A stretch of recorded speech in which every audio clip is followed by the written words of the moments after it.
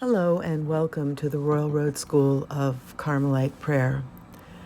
We are currently discussing the interior life of Teresa of Jesus as seen by Edith Stein or Sister Teresa, Benedicta of the Cross. We recently looked at the prayer of quiet and saw that during this prayer, we're standing at the border of the mystical life of grace. It cannot be entered by virtue of human energy. For here, only God's special favor grants admission. Today we were going to be looking at the prayer of union, which is the next degree of mystical prayer following the prayer of quiet.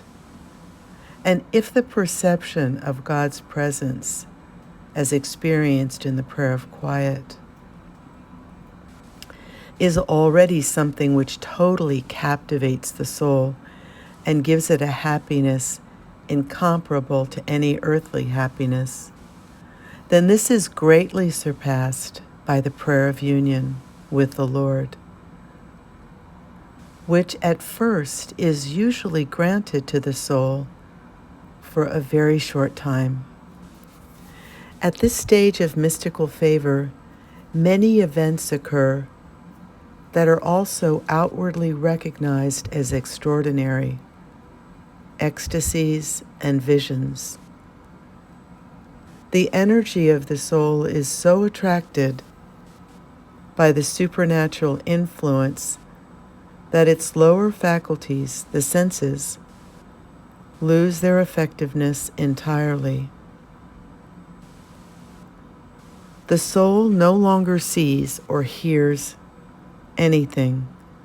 The body no longer feels pain when injured, and in some cases becomes rigid, like someone dead.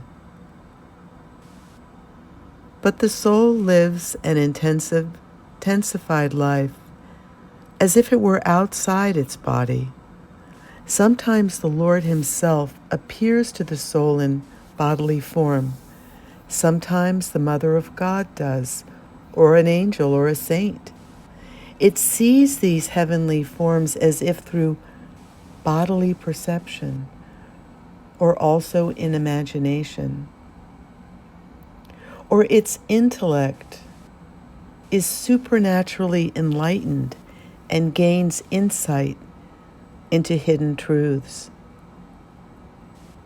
Such private revelations usually have the purpose of teaching souls about their own condition or that of others, of confiding God's intentions to them,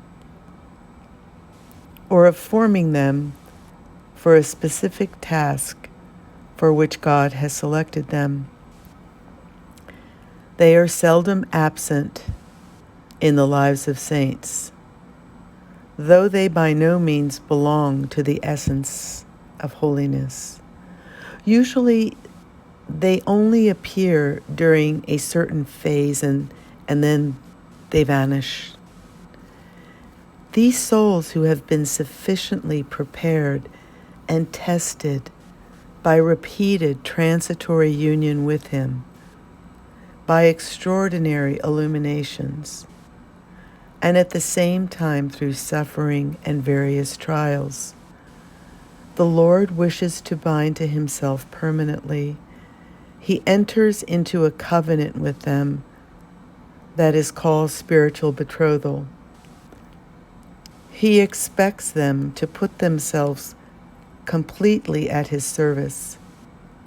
At the same time, He takes them into safekeeping, cares for them, and is always ready to grant their requests.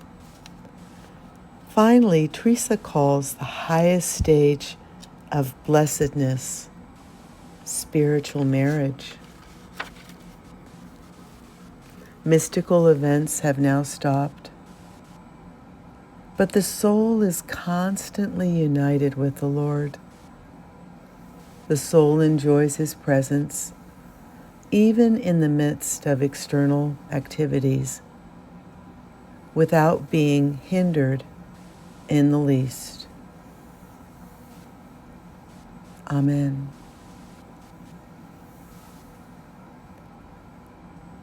The effects of mystical prayer are to follow.